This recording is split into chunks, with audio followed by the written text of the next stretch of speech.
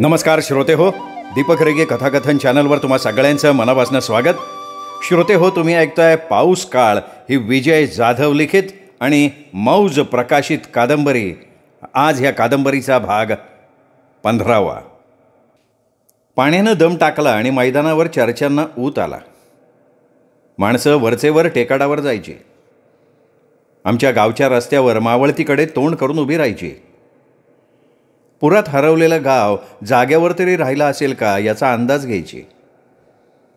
पण अजूनही त्यांचं पुढे जायचं धाडस होत नव्हतं, कारण इथं रस्त्यावर कमरे एवढं पाणी, तर मग पुढे किती असेल. गावात तर जायलाच नको. त्यातनं एखाद्यानं जायचं धाडस केलं असतं, पण मानगावला जाणारा रस्ता धड नव्हता. गाव सोडताना रस्ता व्यवस्थित नसल्यामुळे झालेले हाल लोक विसरलेले नव्हते. पाण्यानं भिजून भिजून किरवांजून गेलेल्या अनवाणी पायांच्या खडी आणि काट्याकुट्यामुळे झालेल्या चिरफाडीच्या वेदना अजून कमी झालेल्या नव्हत्या. रस्त्यावरनं आलेल्या बाभळीच्या पसाऱ्यानं येताना कित्येकांना भोसकारलं होतं. त्यातच पुराच्या पाण्यामुळे मुंबईत लेप्टोपायरसी रोगामुळे हजारो जण आजारी, दवाखाने अपुरे पडायला लागले. पूरग्रस्त भागात या रोगाचा धुमाकूळ, राज्यात पहिला बळी. या अशा सेल रेडिओवरनं बातम्या ऐकल्यावर प्रत्येकाला वाटायला लागलं, आपल्याला पण या रोगाने धरलं तर. ताप कणकणी जरी आली तरी माणसाला वाटायचं आपण आता या रोगाची शिकार होणार. सरकारी डॉक्टरांचं एक पथक रात्रंदिवस पूरग्रस्तांच्या सेवेसाठी शाळेत मुक्काम ठोकून होतं. पण त्यांनाही आता आजारी पडायची वेळ आलेली. तेही वैतागलेले. जरा हाताला पायाला जखम दिसली की माणसाला लगेच संशय यायचा की ह्यातनं जंतू आज शिरला असत्यानं का. आता काय खरं नाही, आता काही जगत नाही, गावाकडं जायच्या अगोदरच मरतोय. आपोआप त्यांचा धीर सुटायचा. अशा वेळेला गावातला एखादा पुढारी दिसला की ह्यासनी जोर चाडायचा. अरे पांढरी धोट कापडं घातली म्हणून काय कोणी पुढारी नाही होत. यासने गावातनं बाहेर पडायचं सादर रस्ता करायला ये ना, कशाला पुढारी व्हायचं मग. तोंडाला येईल ते लोक बडबडायला लागले. यांच्या ह्या कटकटीनं गावातले पंच इकडं फिरकायचंच नाहीत आणि जर आले तर अशा वेळेला तोंड दडवून पळून जायचे. याच काळात शंकर पंच शाळेत आल्यावर एकदा मला म्हणाले, मास्तर तुम्ही पाठीमागे एक वेळ मला म्हणला होता का तुमच्या गावापासून आमच्या गावापर्यंतचा रस्ता साहेबांना सांगून करून घ्या. पण त्यावेळी मी तुम्हाला ओढावून लावलं. पण या पुराच्या परिस्थितीत रस्त्याची खरी गरज भासली. आमची नशाच उतरली. पूर वसरला ना का साहेबांच्या मागं लागून पहिला योर रस्ता करून घेतो. मी मनातल्या मनात म्हटलं की माणसाला स्वतःला झळ लागल्याशिवाय कळ येत नाही. तावदाराच्या कृष्णानं त्यावर आपलं मत सांगितलं. अरे नुसता रस्ता करून काय कामाचा, रस्त्याची उंची वाढवाय पाहिजे. पुराच्या काळात गावातनं बाहेर पडण्याचा एखादा तरी मार्ग खुला राहील अशी रस्त्याची बांधणी सरकारने केली पाहिजे. आता निस्तीर रस्त्याची उंची वाढवून उपयोग आहे का? त्याच्यावर असलेल्या पुलांची उंची वाढवाय पाहिजे. मला सांग ना, सांगलीचा आयर्विन पूल पाण्याखाली कधी गेला आहे का? अरे इंग्रजांनी जेवढे पूल बांधले ना ते कधीच पाण्याखाली जात नाहीत, कारण 1914 सालच्या पुराच्या पातळीपेक्षा कमीत कमी 5 फुटांनी जास्त उंची ठेवून त्यांनी पुलाची बांधणी केली. त्यामुळे त्यांच्यावर पाणीच येत नाही कधी. शेकडो वर्ष झाली त्यांना धोका पण नाही. इंग्रजांचं कामच पद्धतशीर हो. नाही तर आत्ताचे पूल बघा की एक पाऊस कोसळला की पाणी खुशाल त्याच्यावरनं पडते आणि पूल पण लगे कोसळतोय. कामाच्या बाबतीत बोलायलाच नको. परवा मुख्यमंत्र्यांच्या हस्ते उद्घाटन झालेला आमनापूरचा पूल जरा पाऊस झाला का जातोय पाण्याखाली. अरे नुसत्या मुरमाच्या भरावाचा आहे. असल्या महापुरात त्याचा निभाव लागणार आहे का? ओळखाय लागल कुठं रुतलाय का गेला पाण्याबरोबर पळून. कंत्राटदारसने काम मिळालं का त्याने कुठंतरी सिमेंट नाही तर नुसती वाळू टाकलायची. मग काय असलं पूल बांधताना ढासळत्यात. आणि अशा पुलावरनं जीव मुठीत घेऊन जनतेने प्रवास करायचा, ते बी पदरचा टोल भरून. यांच्या बाना अशी रस्त्याने पुलं बांधली होती का? ना आता आपलीच कंडिशन बघा की. भिलवडीकडे जाणारा रस्ता डांबरी असून काय उपयोग आहे का? नदीचं पाणी जरा वाढलं की भिलवडीच्या वातात पाणी येते, लगेच तिकडचा मार्ग होतोय बंद. त्या पुलाची उंची वाढवा म्हणून कोकलतोय तर आमच्याकडे द्यायला कोणाला येळ आहे का? आमनापूरच्या काळ्या वाड्यात पाणी आली की तिकडं जायचा प्रश्नच मिटतो. यादववाडीला यावं तर ह्यो रस्ता असा घोड्याच्या पोटचा, मागं जावं होतं नदी, कुठं जायचं कुठं? काय पुरात आपलं घर नाही हो. संपानं सुद्धा आपलं मन मोकळं केलं. पाण्यानं एकूण 9 दिवस तळ दिलेला. आमच्या गावातल्या सगळ्यात उंच असलेल्या माळ्याच्या माडीवर उभं राहिलं की सगळ्या शिवारात पाणीच पाणी दिसायचं. ते अफाट पाणी बघून काळजात धस्स व्हायचं. एवढ्या अलीकडे इतकं पाणी, मग नदीत किती असेल? पूर बघायला माणसांच्या झुंडीच्या झुंडी पळायच्या. पुराचं पाणी बघून त्यांना आनंद वाटायचा. बेलवडीच्या हायस्कूलमध्ये पूरग्रस्त लोकांना ठेवलं होतं. त्यांनी गुळकऱ्यांसारखा उघड्यावर संसार मांडलेला. अंगावर सरळ धडुताना एका पायात पाय ताण नाही, दाढी वाढलेली, सततच्या जागरणानं डोळे तारवटलेलं, आषाढभूतपणे पाणी उतरण्याची वाट बघत असलेले. अशा परिस्थितीत सुद्धा पूर पाहायला आलेली माणसं त्यांच्याकडे बघून हसत असलेली. ही माणसं जर गावात असती ना तर आपणाकडं बघून हसणाऱ्याचा एका बुक्क्यात दात पाडला असतं त्यांनी. पण आपल्या दुःखाचं सुद्धा हसू होतंय हे बघून मनातल्या मनात आत्ता सगळी रडत होती. फुटाफुटानं वाढलेलं पाणी इंचानं मागं सरकत होतं. उशिरा का होईना, पण आता पाणी मागं जाणार. नुसत्या कल्पनेनं माणसं बारक्या पोरांच्या सारख्या उड्या हाणत चर्चा करायला लागली. पाणी 2 फुटानं खाली गेलं. अरे खालची आळी सोडली तर गावातली बरीच घरं रिकामी झाली बरं का. धाडसी माणसं पाण्यातनं वाट काढत काढत गावाकडं जायची. तिथली हाल हवा बघून माघारी यायची. तेव्हा लोकांचा त्यांच्या भोवती गाराडा पाडायचा. लोक मोठ्या काळजीनं विचारायचे. कोणी विचारायचं आमचं घर आहे का पडलं, कोणी विचारायचं आमची पाण्यातनं पळून गेलेली म्हस दिसली का, तर कोणी विचारायचं आमची शेरडं करडं कुत्रं मांजरं दिसली का. गावाकडनं येणारा त्याला कसाबसा समजून सांगायचा, तुमच्या कुत्र्या मांजरासने काय झाले, गावात मागं राहिलेली बारकी कोकरं कोंबड्या खाऊन निवांत पडल्यात. एवढं ऐकल्यावर ज्यांच्या कोंबड्या असतील त्यांच्या पोटात गोळा उठायचा. तर ज्यांची शेरडं करडं मागं राहिलेत त्या आपली कोकरं कशाला खात्यात असं मनातनं म्हणून स्वतःला धीर देत होते. पण ही कुत्री मांजरं आपला निवारा शोधून कुठे निवांत जाऊन राहिली होती हे मात्र कोणालाही सांगता येत नव्हतं. प्रत्येकाचं काही ना काही मागे राहिलं होतं. त्याच्यात त्यांचा जीव गुंतला होता. गावाकडनं कोणी आलं की त्यांच्या जीवाची नुसती घालमेल व्हायची. मग त्या गावाकडनं येणाऱ्या माणसालाही कुणाला काय सांगावं हेच कळायचं नाही. तुम्ही विचारताय त्यातलं बहुतेक कुठं काय दिसत नाही असं सांगण्यासाठी त्याची जीभ उचलायचीच नाही. पाणी उतरल तसं माणसं हळूहळू गावाकडं जाऊन यायला लागली. अजून बायका माणसांना जाण्यासारखी वाट नव्हती, पण त्यांना कुठं दम निघतोय. आयुष्यभर गोळा केलेल्या प्रपंचाचं काय झालं असेल या काळजीनं त्याने कित्येक रात्री जागून काढल्या होत्या. पोटच्या पोरांची आणि दारातल्या गुरांची त्यांनी कधी आबाळ होऊ दिली नव्हती. नखाबोटानं प्रपंचा करता करता काय काय करावं लागतं हे फक्त त्यांच्या जीवाला माहिती. घरातल्या कणगीतलं ज्वारी गहू असं सारं धान्य भिजलं असेल तर पुढचं दिवस कसं काढायचं ह्या प्रश्नानं त्यांची झोप उडाली होती. चला बायानो चला, आपल्या गावाकडे गेलं पाहिजे. अरे असं दुसऱ्याच्या गावात किती दिस राहायचं. आता पाणी वसरायला लागलंय, घरं गाळानं भरली असतील. पहिल्यांदा तो गाळ उपासला पाहिजे, घर धुतलं पाहिजे, जनावरांनी बांधायपुरती जागा करायला नको का, त्यांच्या वैरणीची काहीतरी जोडली लावली पाहिजे का नको. जागा धुवायचं काहीतरी होईन ते काम काय बाप आहे माणसं करत्यान. पण आपण स्वयंपाक कशानं करायचा, पाणी कुठलं भरायचं, त्या चिखलाच्या किचकिचीत राहायचं कसं, आणि भांडी कोंडी जाग्यावर नसली तर काय करायचं. असे एक ना अनेक प्रश्न त्यांच्या डोक्यात पुराच्या पाण्यासारखे घोंगावत होते. परगावला राहायला गेलेली मध्ये आधी घेऊन अंदाज काढून जात होती. गाव सोडून जाताना काही जणांना बरं वाटलं होतं. इतरांना ती मोठ्या ताठ्यात म्हणाली होती, तुमचं तुम्ही रावा जावा शाळेत, आमचं पाहुणं मज गबरगंड आहेत, आम्ही तिकडं जाणार. तर काही जणांनी आपण कुठल्या पाहुण्याकडे जाणार आहोत याची साधी कुणकुणसुद्धा लागू दिली नव्हती. कारण नसताना आणि कुणीतरी उगाचच लापाटागत मागं लागून मी येऊ का तुमच्या पाहुण्याकडं असं म्हटलं तर काय करायचं. त्याला काय नाही म्हणता येतं. म्हणून त्यांनी कुणालाही थांगपत्ता लागू दिलेला नव्हता. आणि पाहुणं तरी किती दिवसाचं, 1, 2, 3 दिवस ठीक आहे, पण पुढं काय. यानं जर का 8-15 दिवस तळ ठोकला तर कुठल्या पाहुण्याला बरं वाटेल. आणि आपल्या जीवाला काहीतरी वाटायला पाहिजे का नको. त्यांना म्हणून किती त्रास द्यायचा. या धास्तीने त्यांचीही झोप उडाली होती. हळूहळू माणसं गावाकडे परतायला लागली. आपण गावात कधी जातोय आणि आपलं घर कधी बघतोय अशी त्यांची अवस्था झालेली. गावाकडं येणाऱ्या जाणाऱ्यांना ती विचारायची, अरे झेंडा चौकात अजून किती पाणी असेल की गुडगाभर, आणि मारुतीच्या देवळाकडं तिथं तुळशीच्या काट्यापर्यंत मागं सरले. म्हणजे अजून खालची आळे रिकामी झाली नाही म्हणा की. मग काय करायचं गावाकडं जाऊन? गावाकडून आलेल्यांच्या माहितीवरनं गावाकडं जावावं का नको याचा अंदाज बांधायची आणि अजून एखाद दुसरा दिवस तरी आम्हाला इथनं हालून उपयोग नाही असं म्हणत जाणाऱ्यांना निरोप द्यायची. बारक्या पोरांच्यासारखी त्यांची अवस्था झालेली. कधी एकदा आपलं गाव गाठतोय आणि आपलं घर, घरातला प्रपंच, आपलं रान आणि त्यातलं पीक कधी बघतोय असं त्यांना झालेलं.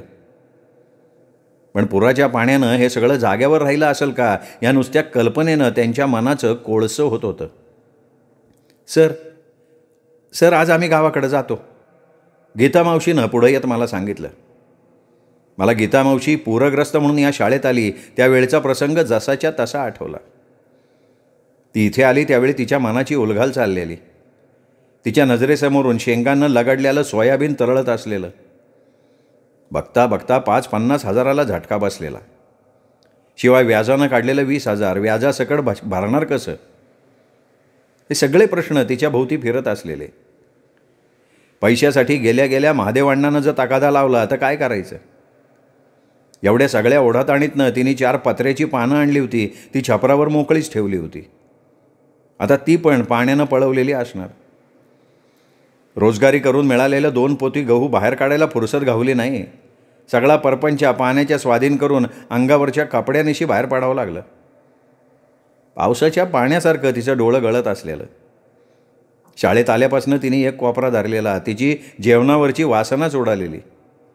पोरांनी मिणत्या केल्या, बायकांनी सांगून बघितलं, पण ती दिवसेंदिवस मनानं खचतच चालली. नदीचा काठ पाण्याच्या वेगवान प्रवाहानं तुटून जावा तशी ती मनानं ढासळत चालली होती. मी तिथे असूनही मला बायकांच्यात जाता आलं नाही आणि बाकीच्या व्यापामुळे तिच्याकडे लक्ष देता आलं नाही. तिसऱ्या दिवशी तिच्या थोरल्या पोरानं मला बाजूला बोलवलं आणि म्हणाला, सर आमच्या आईचं काय खरं नाही हो. काय झालं? पुरामुळं सोयाबीनचं झालेलं नुकसान तिला नाही पेलवलं. इथं आल्यापासनं तिने अन्न पाणी वर्ज्य केले. नुसत्या चहाच्या घोटाव येते. किती दिवस जागणार सांगा चहाच्या घोटाव? काहीतरी करून तिला या मनस्थितीतनं बाहेर काढलं पाहिजे सर. अहो आपल्या मनगटात ताकद असल्यावर पैसा काय आजचा उद्या भेटन त्याची कशाला काळजी करायची? पण एकदा गेलेला माणूस परत भेटन का? आम्ही गावाकडनं आलो त्यावेळी मोकळंच होतो असं आमची आई सांगायची. ती खरी हिंमतबाज. मनगटाच्या जोरावर तिने हे सगळं उभं केलं, पण आता तीच डगमगायला लागली. मग आमचं कसं होणार? त्याच्या डोळ्यातल्या पाण्यानं आणि हुंदक्यानं मलाही घाईवरून आलं. मी त्याला धीर दिला. म्हणालो, तुम्ही शांत व्हा, यातून काहीतरी मार्ग काढू. माझ्या रोजच्या जाण्या येण्याच्या वाटेवर त्यांचं रान असल्यामुळे नेहमी तिच्याशी चालता येता बोलणं व्हायचं. आपल्या स्वतःच्या कर्तबगारीवर तिने आपला प्रपंच कसा उभा केला, तो करत असताना तिचे किती हाल झाले हे तिने मला बऱ्याच वेळेला सांगितलं होतं. पोटच्या मुलासारखा तिचा माझ्यावर जीव जडला होता. 1-2 दिवस जर भेट झाली नाही तर मी शाळेला जायच्या वेळेला माझ्या वाटेवर येऊन ती थांबायची आणि काय सर 2 दिवस भेटला नाही सा, एवढ्यात आमचा काठाळा आला काय असं म्हणून 2-4 शब्द बोलल्याशिवाय तिला चैन पडायचं नाही. एवढा आपल्याला जीव लावणाऱ्या मावशीला आपण या गोंधळात भेटलो नाही. माझं मलाच अपराध्यासारखं वाटत होतं. जा जरा मावशीला बाहेर बोलवून आण. मी पोराला सांगितलं. वय आता सांगतो की असं म्हणत तो आत गेला. थोड्या वेळात ती आली. जादा पाण्यामुळं पिवळ्या पडलेल्या पिकांसारखी तिची अवस्था झालेली. काय मावशी काय चाललंय? तिला काहीच बोलता येईना, नुसते हुंदके देत राहिली. हे बघा मावशी, तुमचं दुःख मला कळतं आहे, पण त्याला काही इलाज आहे का सांगा? साऱ्या गावाचंच वाटोळं झालं आहे, तिथे आपण तरी कसं वाचणार? आणि तुमच्या अशा वागण्यानं झालेलं नुकसान भरून येणार आहे का? पण सर आता कशासाठी जागायचं? असं म्हणताना तिचा ऊर भरून आला आणि डोळे परत पावसाच्या पाण्यासारखे गळायला लागले. मावशी अहो असं काय करताय? तुमचं गावाकडचं रान गेलं, भावकीनं तुम्हाला परागंदा व्हायला लागलं, त्यावेळी तुम्ही कोणासाठी जगलात?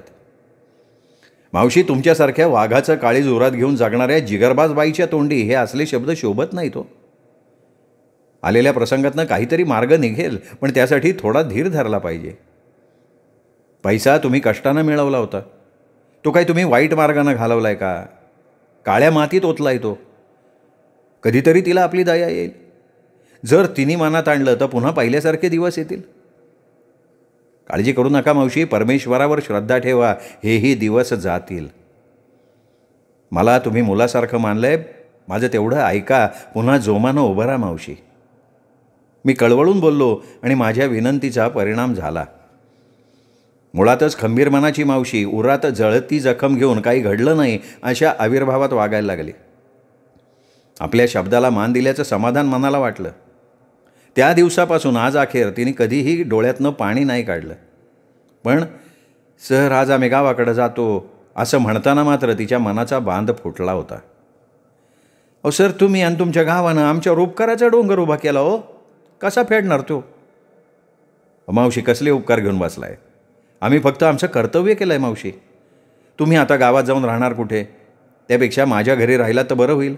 नाही, नको सर, मी लोकांचं व्याजानं काढलेलं पैसा बुडवायसाठी गाव सोडलं असं होईन. पाहुणं होऊन 1-2 दिवस तुमच्याकडे येणं वेगळं आणि पूरग्रस्त म्हणून तुमच्या दारात उभं राहणं वेगळं. त्या परास हाय त्या गावात जागा वाळूस्तवर कुणाच्या तरी आश्रयानं राहून पुन्हा न्याटानं प्रपंच उभा करल मी, असं म्हणत तिने आपल्या गावचा रस्ता धरला. पाठोपाठ आपलं गठुळं डोक्यावर घेऊन स्वतःशी बडबडत दारकू मावशी निघाली. ती इथे कधी कशी आली, तिला इथे आणलं कोणी, मला काहीच माहीत नव्हतं. तिला आता जाताना काय म्हणून निरोप द्यायचा, कारण ती इथे आल्यानंतर मी गडबडीत असताना तिने मला पेवात पाणी शिरलंय का असं विचारलं होतं. मला उत्तर देता आलं नव्हतं. कमीत कमी ती इथं आहे तोपर्यंत तरी मनानं मोकळी राहावी हीच माझी इच्छा होती. बरं गुरुजी, जातो आता, मालक वाट बघत असतील, असं काहीतरी ती पुटपुटल्याचा मला भास झाला आणि नकळत मीही तिला मान हलवून निरोप दिला. गीता मावशीबरोबर रघुदादाच्या बायकोनं पण आपला बोजा डोक्यावर घेतला. एक म्हैस, तिचं रेडकू तिच्या पाठीमागे चालायला लागलं आणि पोराला खांद्यावर घेऊन रघुदादा त्यांच्या मागे पाय ओढायला लागला. 4 पावलं गेला आणि एकाएकी भावना नसलेल्या पुतळ्यासारखा मागे वळून क्षणभर शाळेकडे बघत उभा राहिला. चला की दादा, आणि हिथंच राहायचं बेत आहे का? या आवाजानं तो भानावर आला आणि चला असं म्हणत तो निघाला. त्याच्या उरातला जाळ मला माहिती होता, कारण परवा दुपारी मला तो म्हशीजवळ एकटाच शून्यात बसला होता म्हणून मी त्याच्याजवळ गेलो होतो. त्यावेळेचा प्रसंग आठवला. दादा, का असं एकटं बसलाय, काय झालंय? मी त्याच्याजवळ जात विचारलं. अहो, काय झालं म्हणून काय विचारतंय? देवानं आमची चांगली उचलून हाणली, हे काय बरं नाही झालं? दादा, असं म्हणून कसं चालेल? जगाबरोबर कसं होईल तसं होईल. सगळ्या महाराष्ट्रातच हाहाकार माजलाय, तिथे आपला निभाव कसा लागेल? वय की देवाला द्यायला आणि पदूर नाही घ्यायला, अशी माझी तारा झाली.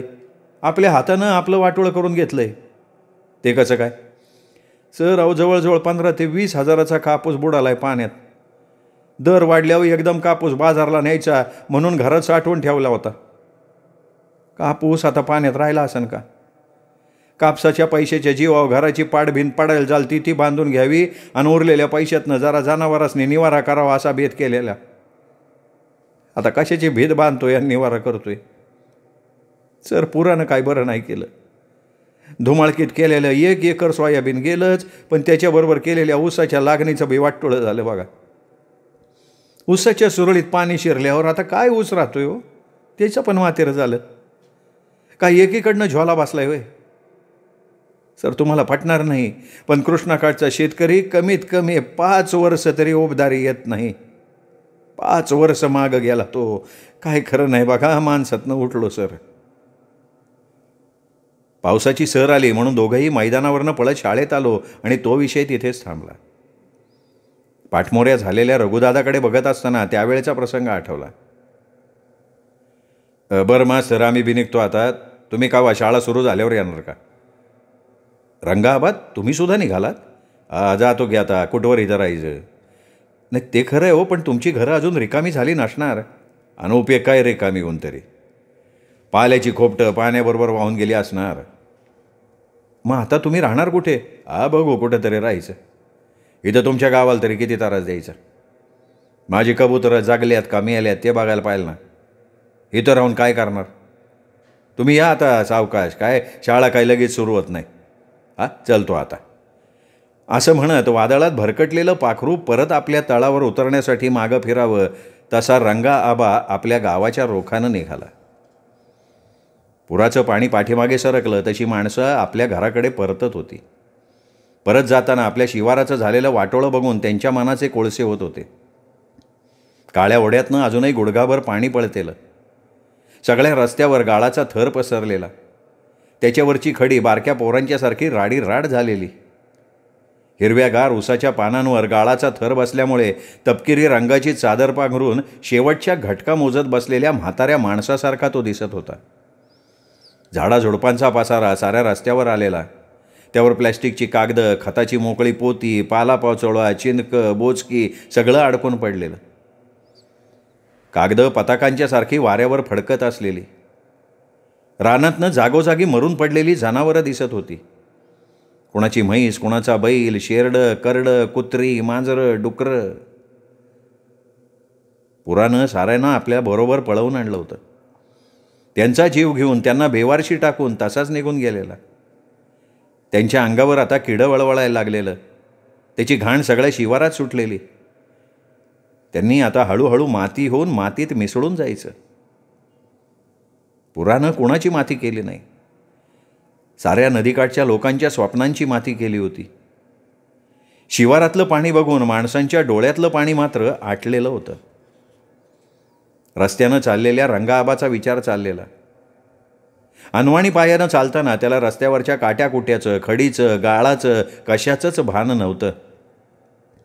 वयात आलेल्या पोराचं लगीन आता कशानं करायचं हाच प्रश्न त्याच्या डोक्यात वळवळत असलेला. ट्रॅक्टरवाल्यानं नांगरणीपासून सरी सोडेपर्यंत मदत का केली हे न समजण्याइतका तो दूधखोळा नव्हता. आता घराकडे गेल्यावर पोटापाण्याचं बघायचं का त्याच्या पैशाची जुळणी करायची.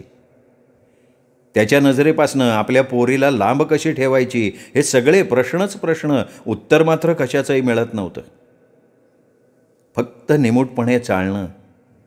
पाय पुढे पुढे पडतायत तोपर्यंत चालणं.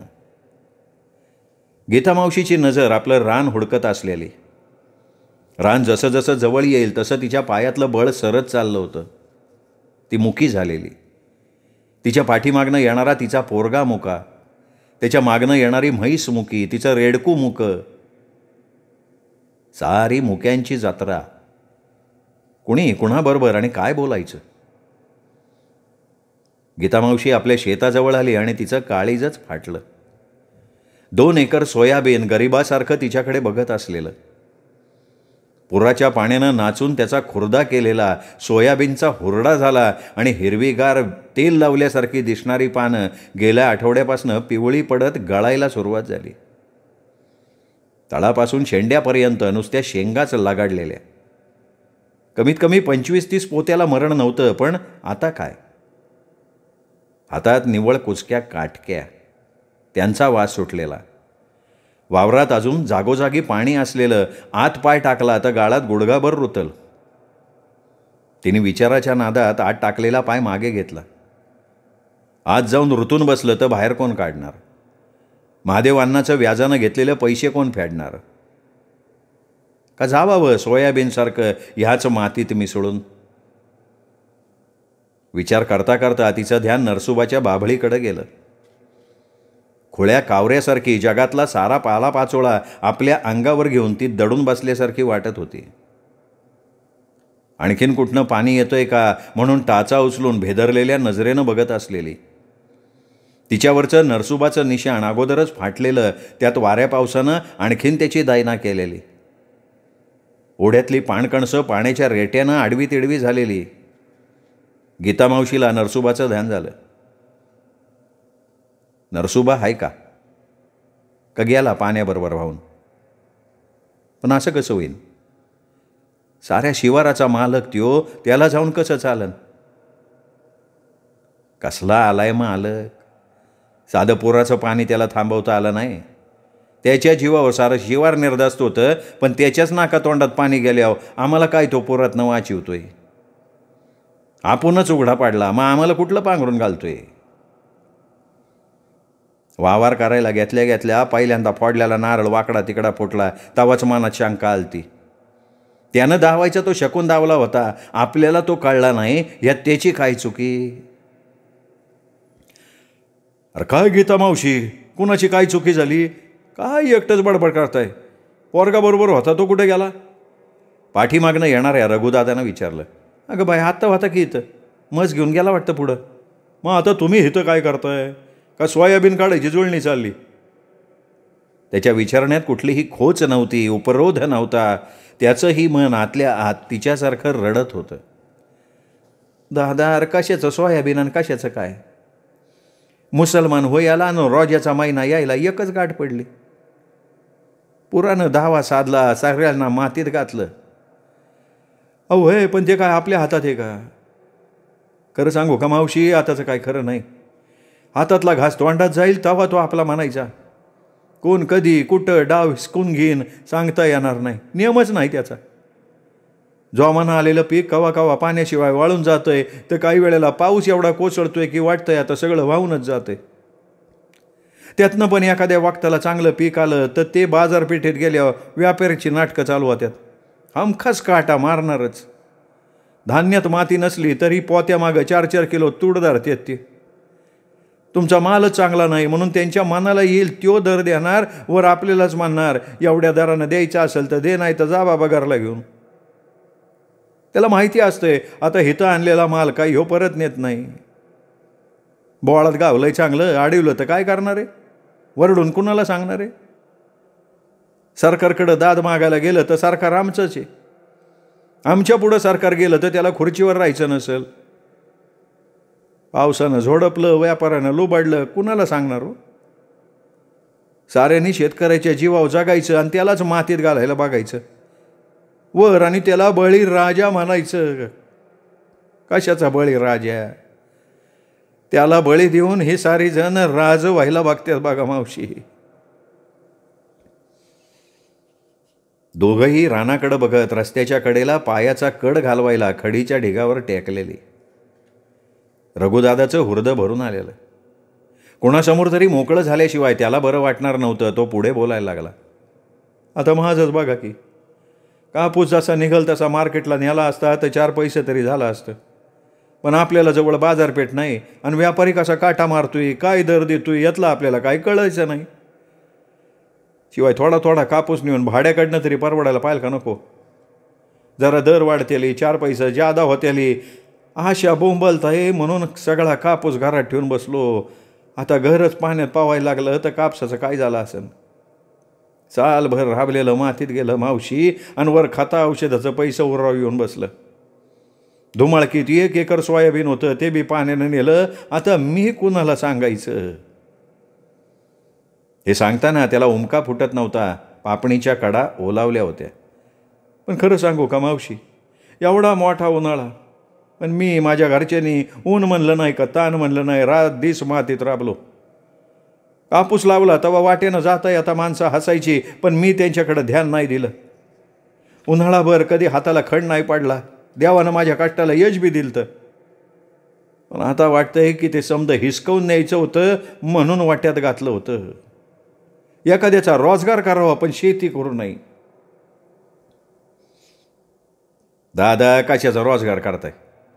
रोजगार करणार तरी सुखानं 2 घास खातोय का? मागणं आलेल्या चांबाराच्या दगडूनं डोक्यावरचं बोचकं खाली ठेवत विचारलं. तो खाली बसला, मान इकडं तिकडं फिरवून मानेचा कड घालवला. दादा, अरे रोजगार करून गावाची पायतानं शिवतोय, पण आमच्या पायात कावा धड पायतान मिळाले का आम्हाला? होय, ते बी खरं आहे म्हणा, पण त्यातल्या त्यात बरं. कशाचं बरं? ही महागाई कसली लागली? रोजगार केलेल्या पोटावारी जातोय. हिजड्याची कमाई मिशा बोडण्यावारी अशी आमची गत झाली. त्यातनं पण काटकसर करून अर्ध पोतं जुंदळं, 4 पायल्या गहू शिल्लक होतं. पुराचं पाणी वाढायला लागलं तसंच उचललं, भिवाच्या घरात नेऊन ठेवलं. आता भिवाचंच घर पाण्यात पावायला लागल्यावर माझ्या धान्याचं काय झालं असेल? तुम्ही गावात गेल्यावर स्वतःच्या घरात तरी राहशीला, पण आम्ही आता गावात जाऊन राहायचं कुठं? तुमची घरं दिली हो पाण्याने मोकळी करून, पण आमच्या नदीकाठच्या घरातलं पाणी अजून हटायला तयार नाही. त्याला बाहेर कसं काढायचं? आणि बाहेर काढायला आमची खोपटं जाग्यावर राहिली असतील का? ती पाण्यानं कवच पळवून नेली असणार. जागा पळवून त्याला नेता येत नाही म्हणून ती तेवढी शिल्लक असन, नाही तर ती बी पळवली असती. आमच्या जागेवर जाऊन राहिला आम्हाला अजून कमीत कमी महिना तरी जाणार. तवर कुठं राहायचं? मराठी शाळा नाही तर सोसायटीत. तिथला पण जाऊन गाळ काढला पाहिजे, मग आमच्या चुली पेटायच्या. आमच्याकडं तर आता चूल बी नाही आणि एकदा फुटकं भांडं बी शिल्लक नाही. अंगावर धडूतं नाही, पायावर पांघरायला काही नाही, आणि आता गावात जाऊन करणार काय, यो मोठा प्रश्न पडलाय दादा. दादा तुम्हाला शपथ घेऊन सांगतो, त्या यादववाडीच्या सरानं येताना बळजबरीनं हातात 100ची नोट घातली. आता एवढ्यावर काय आणायचं आणि काय ठेवायचं. आता महिनाभर तरी काय रोजगार मिळणार नाही, तोपर्यंत काय पोटात माती घालायची का. दादा तुमचं आणि आमचं दुखणं एकच आहे, फक्त तुमचं वर्ण दिसतंय आणि आमचं आतल्या ठणका मारते. चला इथं बसून काय करायचं, गाव जवळ करू चला, असं म्हणत तो उठला आणि चालायला लागला. सगळेच जण उठले आणि गावाच्या रोखानं चालायला लागले. श्रोते हो, हा होता भाग 15वा. 16वा भाग उद्या. तोपर्यंत नमस्कार.